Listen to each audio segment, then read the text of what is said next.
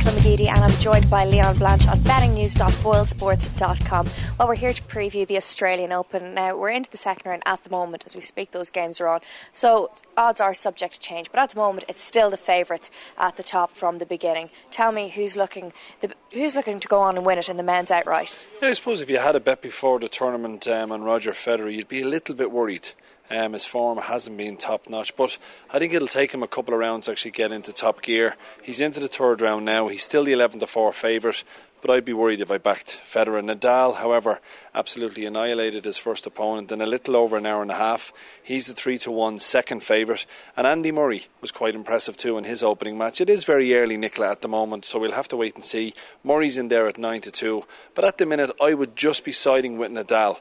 I think that a little bit of time off he had at the back end of last year is really going to help him this year. Federer looks to me to be a tired man at the moment. Yeah, and maybe Nadal can do it again and win the Australian Open for the second year running.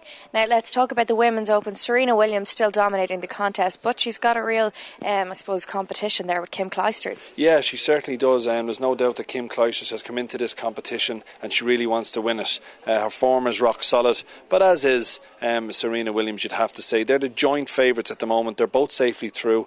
They're a 3-1 joint jollies. But the one who I said, I think it was last week, at 12-1, would she be a little bit big, was Serena's sister Venus, and she's actually done really well so far in the Australian Open. She's now been cut into 8-1, but right at the top, Serena and Clijsters, 3-1 joint jollies. Very hard to split them two, but I'm going to stick with the older of the Williams sisters, Venus, to pull off a little bit of a shock. Yeah, so the Australian Open looks wide open at the moment, so it's going to be a tough one to call.